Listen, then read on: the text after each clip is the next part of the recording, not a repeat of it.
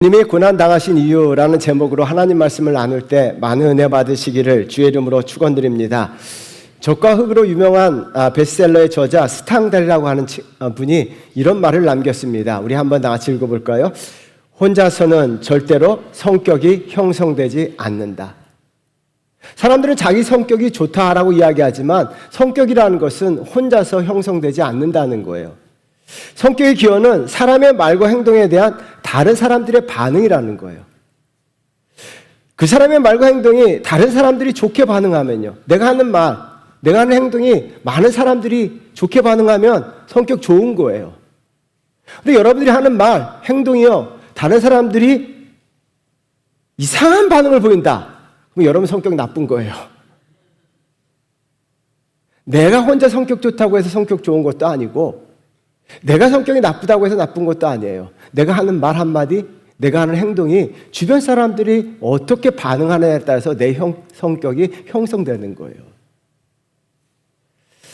혼자서는 성격이 형성되지 않듯이 신앙도 마찬가지예요. 혼자 하는 신앙은 없습니다.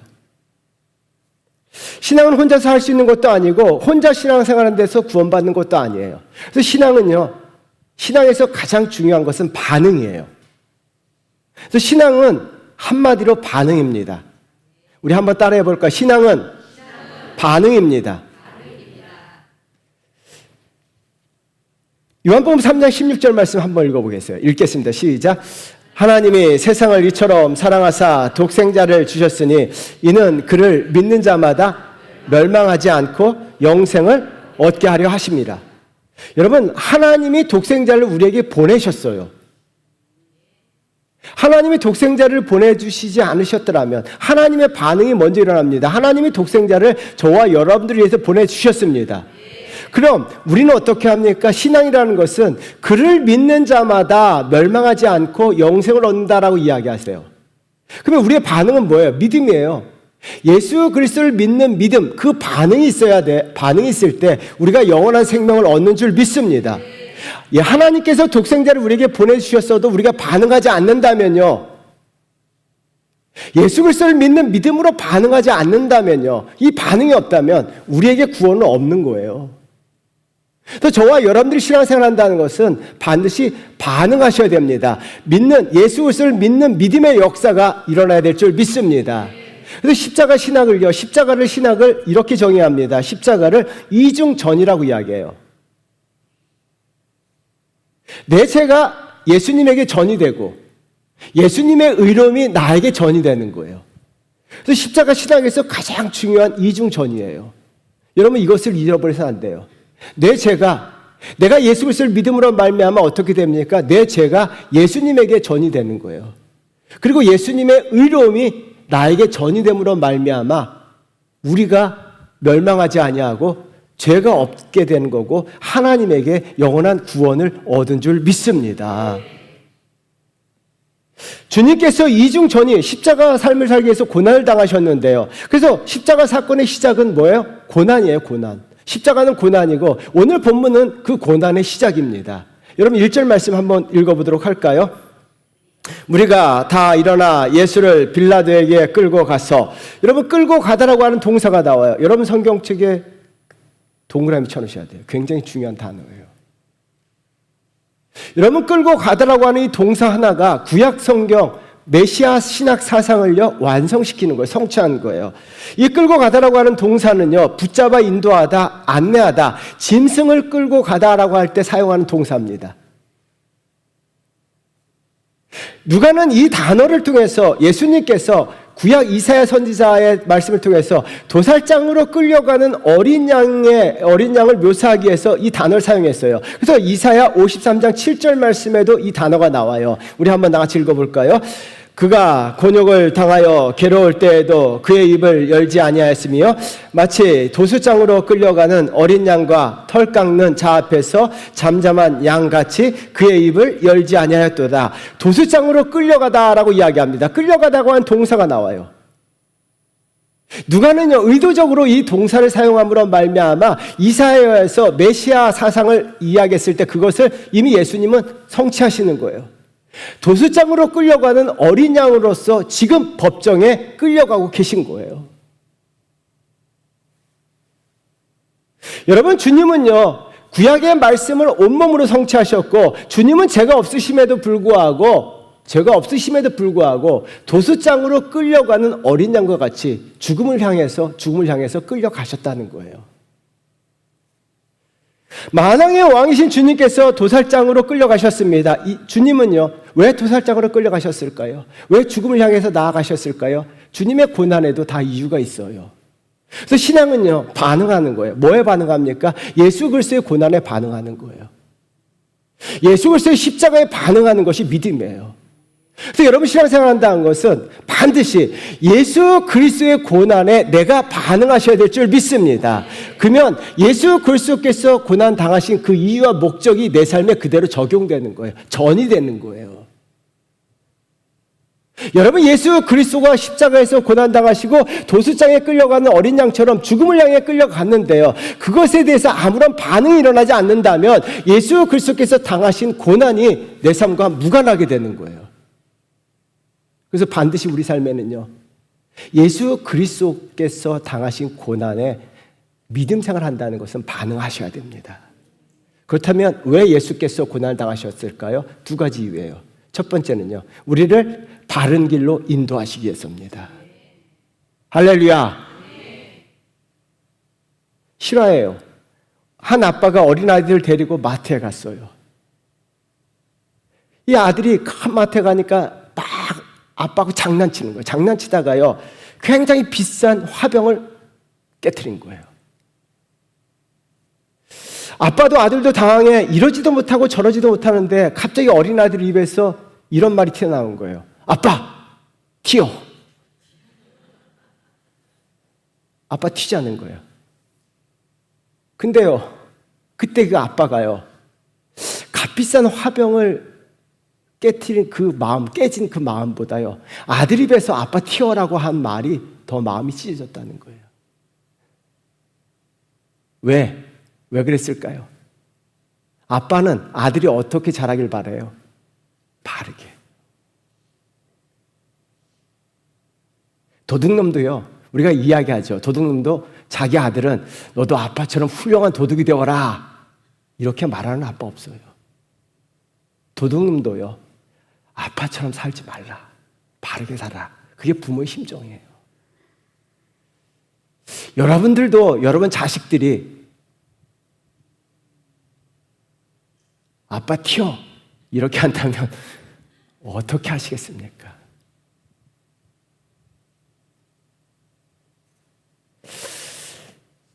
하물며 하나님 아버지는 어떨까요? 하나님 아버지는 어떨까요?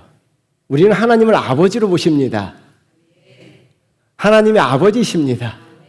그러면 하나님이 우리가 어떻게 되기를 바라실까요? 무엇보다도 예수님이 이 땅에 고난을 당하신 이유는요, 우리를 바른 길로 인도하시기 위해서인데요. 여러분, 2절 말씀에 나왔습니다. 우리 한번 나같이 읽어보도록 할까요? 고발하여 이르되 우리가 이 사람을 보매 우리 백성을 미혹하고 가이사에게 세금 바치는 것을 금하며 자칭 왕 그리스도라 하더이다 하니, 예수님이 고발당하신 이유는요, 세 가지입니다. 백성을 미혹하고 로마 황제에게 세금 바치는 것을 금하며 자칭 왕 그리스도다라고 이야기합니다. 근데 여러분, 이 세 가지가 하나예요. 백성을 미혹한다는 거예요. 근데 미혹하다라고 하는 동사가요, 굉장히 중요한 동사입니다. 자, 유혹하다, 잘못된 길로 인도하다라는 의미를 가지고 있습니다. 이들이 어떻게 합니까? 유대인들이 예수님을 로마 법정에 고발한 이유는 백성을 잘못된 길로 인도하기 때문이다라고 이야기해요. 그렇다면 과연 질문을 던져봅니다. 예수님께서 유대 백성들을 잘못된 길로 인도하셨는가라는 질문을 던져볼 수 있어요. 유대 역사학자가 성경에서 정말 한 사람이라도 예수님을 통해서 잘못된 길로 인도함 받은 사람이 있는가? 없다는 거예요. 여러분, 그럼에도 불구하고 누가는요, 이 단어, 미혹하다는 단어를 가지고 성경에 기록해 놨습니다. 왜요? 주님께서 이 미혹하다는 단어를 통해서 잘못된 길로 인도하신 것이 아니라 오히려 주님은 바른 길로 인도하시기 위해서 이 땅에 오셨다는 것을 강조하신 거예요. 안중근 의사의 삶을 다룬 영화, 뮤지컬 영웅이라고 하는 뮤지컬이 있어요. 여러분, 일본 법정에 안중근 의사가 죄수의 신분으로 포승줄에 묶여서 일본 법정에 서요. 근데 안중근 의사가 이 뮤지컬 보면요, 마지막에 부른 노래가 있어요. 누가 죄인인가? 정말 굉장하죠. 이 음악이 굉장하더라고요. 누가 죄인인가? 막 그러면서 불러요. 우리 한번 읽어볼까요? 대한의 국모 명성황후를 시해한 죄, 무고한 대한의 사람들을 대량 학살한 죄, 조선의 토지와 광산과 산림을 빼앗은 죄, 교과서를 빼앗아 불태우고 교육을 방해한 죄, 누가 죄인인가? 누가 죄인이에요? 과연 안중근이 의사가 죄인인가? 법정에 있는 일본이 너희들이 죄인인가? 누가 더 사람을 많이 죽였냐는 거죠. 여러분, 이 노래를 통해서 안중근이 죄인이 아니라 일본 너희들이 죄인이라고 이야기하는 것입니다. 지금 저자인 누가도 이 노래를 부르고 있는 거예요. 누가 죄인이냐는 거예요. 누가 정말 백성들을 미혹해하고 누가 정말 잘못된 길로 인도하냐는 거예요. 예수님이 잘못된 길로 인도하신 것이 아니라 예수님은요, 의의 길, 생명의 길, 믿음의 길로 인도하신 줄 믿습니다. 그래서 예수님은요, 이렇게 말씀하셨어요. 요한복음 14장 6절이에요. 여러분, 이 말씀 다 알고 있는데 굉장히 중요합니다. 우리 한번 같이 읽어보겠습니다. 예수께서 이르시되 내가 곧 길이요 진리요 생명이니 나로 말미암지 않고는 아버지께로 올 자가 없느니라. 여러분, 이 말씀을 믿으십니까? 여러분, 이 말씀을 믿으십니까? 그러면요, 예수 그리스도가 길이에요. 예수 그리스도가 생명입니다. 예수 그리스도가 진리이십니다. 예수 그리스도로 말미암지 않고는 아버지께로 하나님 나라 갈 사가 없습니다. 그렇다면요, 그래서 주님은요, 이 길로 인도하시기 위해서, 하나님 아버지께로 인도하시기 위해서, 의의 길로 인도하시기 위해서, 진리로 인도하시기 위해서, 생명으로 인도하시기 위해서 이 땅 가운데 오셔서 고난을 받으셨어요. 그렇다면 우리가 어떻게 됩니까? 주님의 고난에 반응한다는 것은 우리가 그 길을, 주님께서 인도하신 바른 길, 생명의 길, 의의 길, 진리의 길을 걷고 계셔야 합니다. 그렇다면 과연 여러분, 우리가 그 길을 걷고 있냐는 거죠. 안현미 시인의 시간들이란 글을 읽고요, 굉장히 큰 반성을 했어요. 그 시의 중간에 이런 부분이 나와요. 우리 한번 같이 읽어보도록 할까요? 그때 앞서 걷던 당신의 뒷모습을 보면서 당신만큼 나이가 들면 나는 당신 같은 사람이 되고 싶다 하였습니다. 제가 국민학교 들어가기 전에 목사 된다고 했어요. 그래서 어른이 되면 예수님 같은 사람이 되고 싶다라고 그 어린 마음에 그런 마음을 가지고 있었어요. 내가 목사 되면 예수님 같은 사람이 된다. 30살이 되었을 때. 그리고 신대원 입학할 때 20대였습니다. 신대원 들어가기 전에 나도 예수님 같은 사람이 되고 싶습니다. 근데 예수님 나이에 30에 제가 목사 안수를 받았어요. 그때도 똑같은 기도했어요. 예수님 나이가 되었음에도 불구하고 예수님이 걸어가신 그 길, 그 십자가의 길 걷겠습니다라고 하면서 목사 안수를 받았어요. 그리고 목회하는 중간에 참 어려움도 많이 당하고 행복한 일도 많고 좋은 일도 많았어요. 그리고 하나님 새 성전을 주실 때마다 그런 기도했습니다. 하나님, 내가 성전만 하는 것이 아니라 십자가를 바라보고 주님을 따르겠습니다라고 계속 그런 기도를 드렸어요.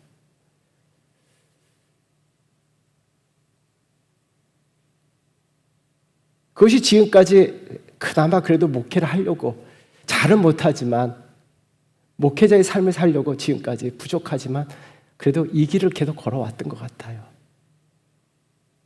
저뿐만 아니라 여러분들도 그런 기도 들으셨을 거예요.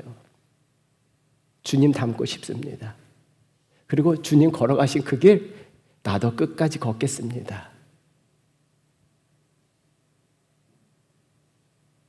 주님, 그 길이 십자가의 길, 고난의 길, 생명의 길인 것을 알고 내가 비록 주님같이 도살장으로 끌려가는 양같이 비참한 처지에 있다 할지라도 나도 그 길을 걷겠습니다. 여러분들도 그렇게 기도하셨고 고백하셨죠? 맞죠? 이런 고백과 이런 기도가 우리에게 필요합니다. 그런데 그 시에 이런 문장이 있어요. 그 다음 문장이 이렇더라고요. 우리 한번 다 같이 읽어볼까요? 이제 내가 그 나이만큼 되어 시간은 내게 당신 같은 사람이 되었느냐고 묻고 있습니다. 나는 대답할 수 없어 말라 죽은 나무 옆에서 말라 죽어가는 나무를 쳐다보기만 합니다.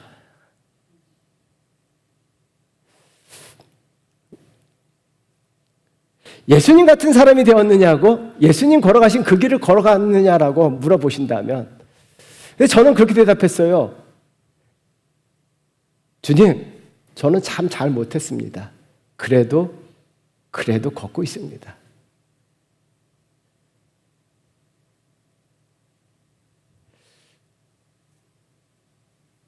여러분, 무엇보다도 예수님 앞에 섰을 때 예수님께서 내가 너를 위해 고난을 받았는데 너는 나처럼 바른 길을 걸었느냐라고, 십자가의 길, 생명의 길을 걸었느냐고 물어보신다면 우리의 대답이 동일해야 될 줄 믿습니다. 예수님, 네, 비록 때론 넘어지고 때론 실수하고 잘못해도요, 그래도 이 길을 걸었습니다 라고 고백하시는 저와 여러분들이 되어야 될 줄 믿습니다. 여러분, 주님은 우리를 위해서 바른 길을 걷게 하시기 위해서, 생명의 길, 진리의 길을 걷게 하기 위해서 고난을 당하셨어요. 그렇다면 우리는요, 주님의 고난에 반응한다는 것은 내가 죽기까지 이 길을 걷는 거예요. 이 길을 걸으셔야 될 줄 믿습니다. 여러분, 그렇다면 지금 내가 바른 길을 걷고 있는지 어떻게 알 수 있을까요? 여러분, 되게 중요합니다. 내가 지금 바른 길을 걷고 있는지 어떻게 알 수 있을까요? 고 이효령 선생이 이런 말씀하셨어요. 0.1초 차이로 백두산물이 두만강이 되고 압록강이 된다. 이 문장이 굉장히 큰 의미가 있습니다. 0.1초 사이로 두만강이 되고 압록강이 된다는 거예요. 0.1초의 순간의 선택에 의해서 삶이 바뀐다는 거예요. 길이 바뀌어요.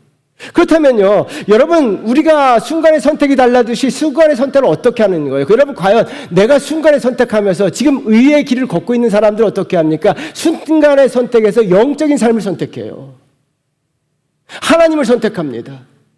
그럼 여러분들은 지금 질문해 보셔야 됩니다. 내가 순간에 선택해서 영적인 삶을 선택하느냐, 아니면 육적인 삶을 선택하느냐, 하나님을 찾고 있느냐, 아니면 내가 뭘 하려고 하고 있느냐, 아니면 하나님 앞에 예배드리면서도 마찬가지예요. 예배드리면서도 영적인 예배를 드리고 있느냐, 아니면 그냥 몸만 앉아 있느냐.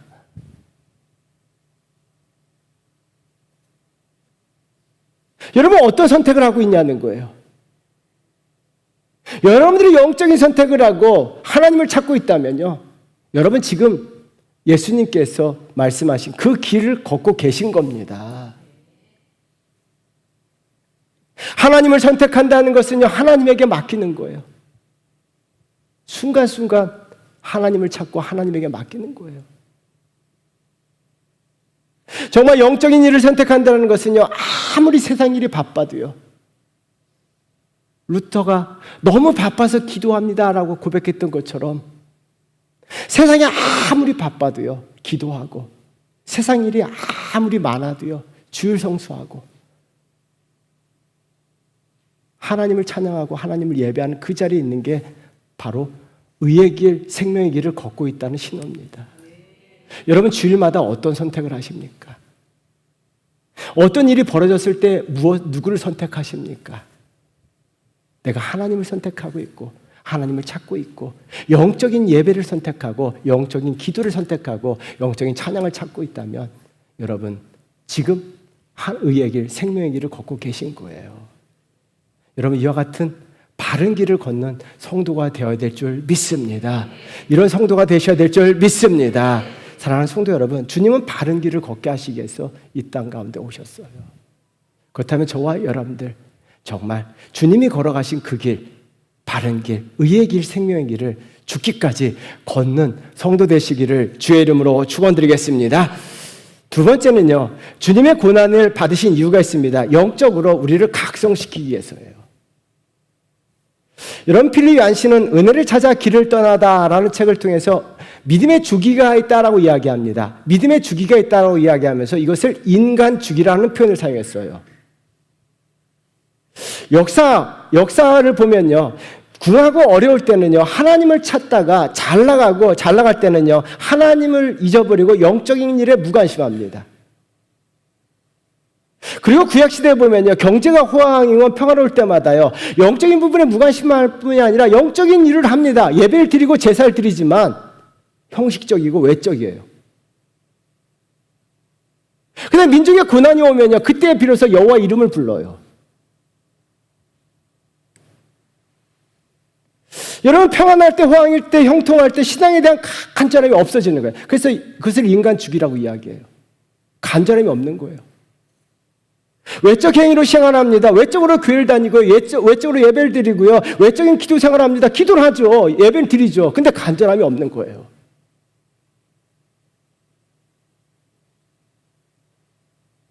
유대 사람들이, 많은 사람들이 예배당에 앉아 있어요. 근데 하나님에 대한 간절함이 아니라 종교 행위를 하고 있는 거예요. 그러니까 어떻게 합니까? 생각은 딴 데 가 있고 졸고. 그냥 조는 거예요. 졸고 싶으면 졸고. 왜? 몸만 와 있으면 되니까.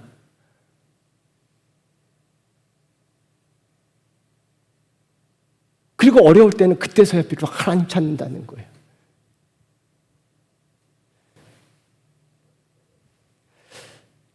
영적인 것에 무관심한 거예요. 영적인 것에 무관심한, 기도, 예배 이런 데 관심이 없어요. 여러분들은 어떠시냐는 거죠. 여러분, 주님이 고난당하신 이유는요, 인간 주기를 없애기 위해서요. 주님은 그래서 항상 깨어있게 하기 위해서, 깨어있게 하시기 위해서, 영적 간절함을 회복시키기 위해서, 영적 경각심을 회복시키기 위해서 고난당하셨어요. 5절 말씀 우리 한번 나같이 읽어볼까요? 읽겠습니다. 우리가 더욱 강하게 말하되 그가 온 유대에서 가르치시고 갈릴리에서부터 시작하여 여기까지 와서 백성을 소동하게 하나이다. 소동하다는 단어에 동그라미 쳐놓으셔야 돼요. 이 단어는요, 흔들어 깨우다는 거예요. 세게 흔들다는 거예요.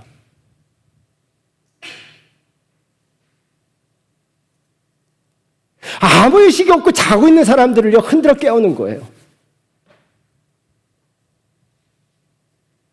예수님은요, 이 땅 가운데 자고 있는 사람들을 흔들어 깨우시기 위해서 이 땅에 오신 거예요. 영적으로 잠들어 있어요. 예배 시간에 간절함이 없는 거예요. 자고 있는 사람들을 막 흔들어 깨우신 거예요. 그래서 어떤 일이 벌어집니까? 소동하게 한다고 했지만 잠자고 있는 성도들이 깨어납니다. 그러므로 예수 그리스도가 오심으로 말미암아 잠자던 영혼들이 일어나기 시작합니다. 찬송의 간절함이 넘치게 됩니다. 이전까지는요, 찬송 소리가 들리지 않았습니다. 예수님께서 영혼을 깨움으로 말미암아 찬송에 대한, 기도에 대한 간절함이 넘치게 돼요. 성도들이 어떻게 합니까? 기도할 때 간절하게 기도하게 되고요, 찬양할 때 뜨겁게 찬양하게 되고요, 예배 드리는 소리가 온 성에 퍼지는 거예요. 여러분, 예수님은요, 영적으로 잠자고 영적으로 병들어 있는 사람들을 깨우시기 위해서, 그들을 흔들어 깨우시기 위해서 이 땅에 오신 거예요. 예수님이 오시기 전에는요, 유대 땅이 어떻습니까? 외적인 종교인들이 넘쳤어요. 성경에 외식하는 바리새인들이라고 했죠. 아주 그럴싸한 옷을 입고 와서 예배당에 앉아 있습니다. 체면 차리고 있어요.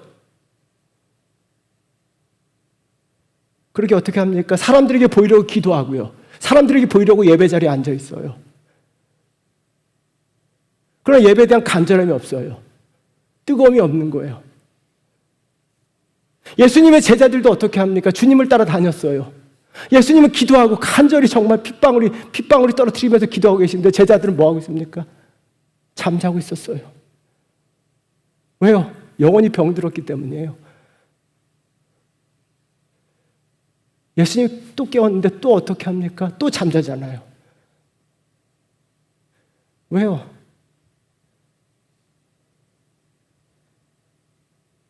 또 잠자요. 또 자요. 영혼이 잠들어 있는 거예요.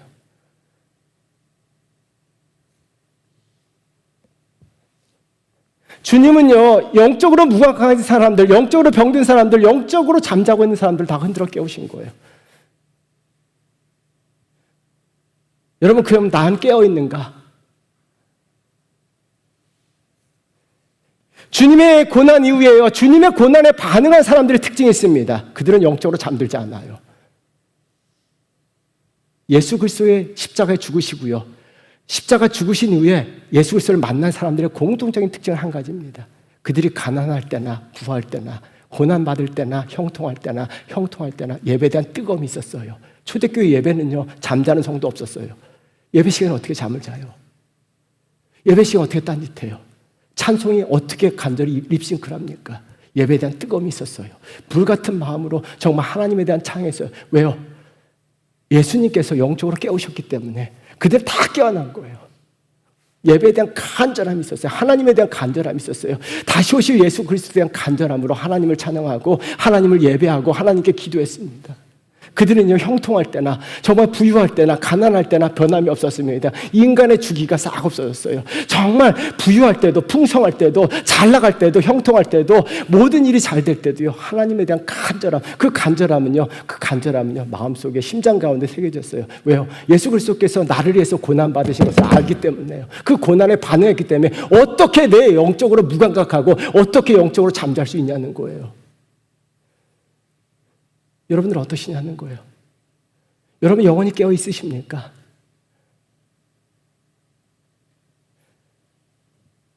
우리가 한번 예수 그리스도께서 우리를 흔들어 깨우셨어요. 그래서 주님의 고난 십자가를 가슴에 새긴 성도들은요, 그 간절함이 달라요. 그래서 우리는 그 고난에 반드시 반응해야 될 줄 믿습니다. 사도 바울이 이런 고백을 합니다. 우리 한번 나같이 읽어보도록 할까요? 나는 비천에 처할 줄도 알고 풍부에 처할 줄도 알아. 모든 일 곧 배고픔과 풍부와 궁핍에도 처할 줄 아는 일체의 비결을 배웠노라. 사도 바울은요, 풍부할 때도 배고플 때도 가난할 때도 부유할 때도 동일했어요. 감옥에 있을 때도 하나님께서 능력 주셨을 때도 교만하지 아니하고 하나님에 대한 간절함으로 감옥에서 기도하는 것과 형통할 때 기도하는 것과 동일했어요. 왜요? 예수 그리스도 십자가, 나를 위해서 죽으신 예수 그리스도 그 고난에 반응했기 때문이에요. 필립 얀시가요, 미국 교회를 돌아보면서 이런 책을 썼어요. 하나님, 은혜가 사라졌어요. 미국 기독교 역사가 오래되다 보니까요, 신앙생활 오래 하다 보니까 성도들의 심장 가운데 예수 그리스도의 십자가의 은혜가 다 사라졌다는 거예요. 미국의 전통적인 교회들이라고 하는 교회들이요, 그 침묵하면서 예배 시간에 예배 현장을 보니까요, 이거 완전 잠드는 거예요.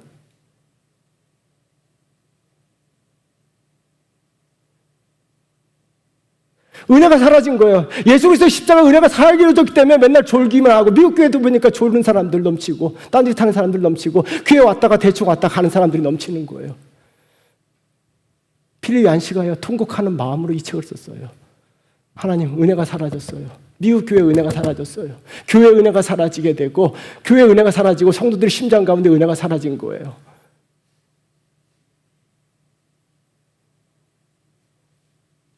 예수 그리스도께서 십자가에서 나를 위해서 죽으셨는데 그 은혜가 다 사라진 거예요.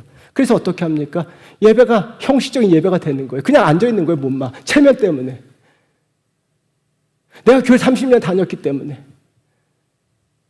내가 장로기 때문에, 내가 집사기 때문에, 내가 권사기 때문에 그냥 교회당에 와서 앉아있는 거예요. 사람들이 보기 때문에. 근데 어떻게 합니까? 은혜가 사라졌기 때문에 뜨거움이 없는 거예요.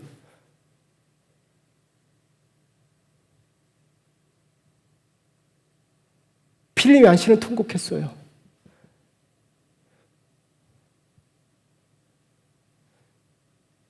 여러분, 예수 그리스도께서 끌려갔어요. 도살장에 끌려가는 어린 양처럼 끌려가셨어요.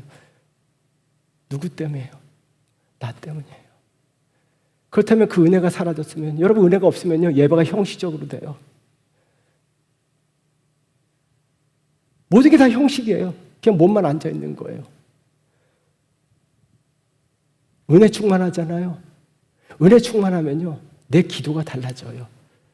내 심장 가운데 예수 그리스도께서 십자가에 베푸신 은혜, 그 고난의 은혜를 내 심장 가운데 받아들이면요, 이 속에 간절함이 넘쳐요. 어떻게 예배 시간에 하나님을 향한 예배가 달라져야 돼요. 사랑하는 성도 여러분, 그래서 우리는 항상 심장을 열어보셔야 돼요. 하나님의 은혜가 사라졌는가? 아니면 그 은혜가 내가 충만한가?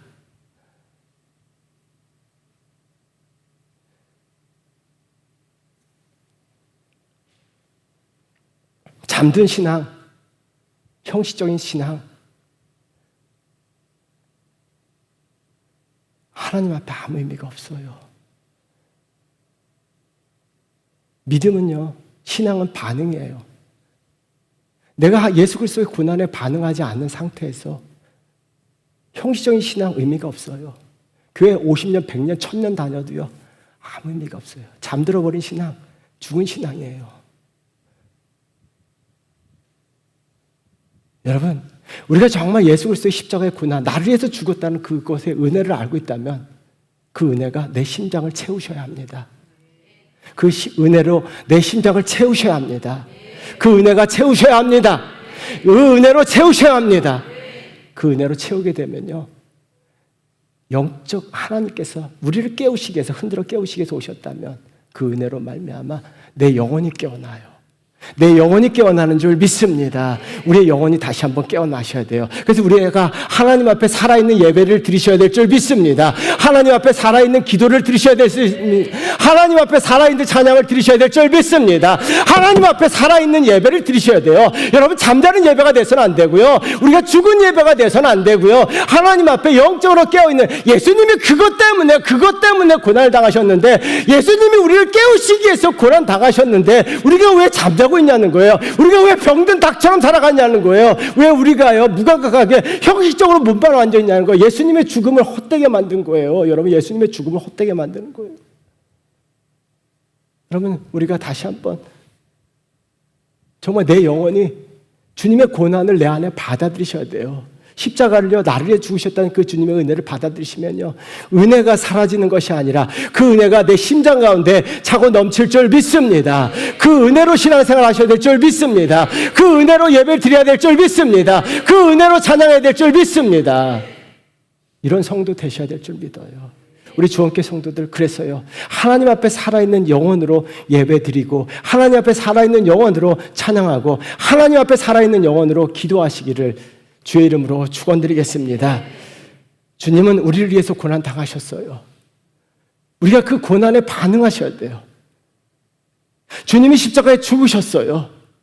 그런데 여러분, 아무 반응이 일어나지 않는다면 십자가 사건은 십자가 사건으로 끝나는 거예요. 믿음은 반응이에요. 내가 주님의 십자가 그 고난에 동참하게 되고, 십자가야 그 은혜를 알게 되고요, 그 은혜에 반응하게 되면 그 십자가의 은혜가 내 심령 가운데, 내 삶 가운데 찾아오는 역사를 일어날 줄 믿습니다. 주님의 고난에 반응하셔야 돼요. 왜 주님이 죽으셨습니까? 나를 바른 길로 인도하시기 위해서요. 그렇다면요, 여러분, 신앙생활 바른 길로 걸어가셔야 돼요. 여러분 자식들이 나쁜 길로 걸어간다면 여러분 마음 어떻겠습니까? 여러분 자식들이 도둑질을 하고 있다면 여러분 마음이 어떻게 하겠습니까? 여러분 자식들이 부모를 외면하고 딴 길로 가고 있다면 여러분 마음이 어떻게 되겠습니까? 하나님이요, 똑같아요. 하나님은요, 우리가 하나님을 바라보고 하나님을 찾고 하나님 앞에 의의 길, 생명의 길을 걷기를 바라세요. 그와 같은 하나님의 자녀가 되어야 될 줄 믿습니다. 또한 예수 그리스도께서 우리를 깨우시기 위해서, 흔들어 깨우시기 위해서 오셨는데 영적으로 잠자고 있다면 하나님 그 보시고 얼마나 아프실까요? 형식적인 예배를 드리고 있다면 하나님이 얼마나 마음 아프실까요? 주님의 고난이 이 시대 다시 한번 회복되어서 은혜가 충만해서 그 은혜 가지고 우리가 이 시대를 살고 신앙생활 하시는 그런 성도가 되셔야 될 줄 믿습니다. 우리 다 같이 기도하겠습니다.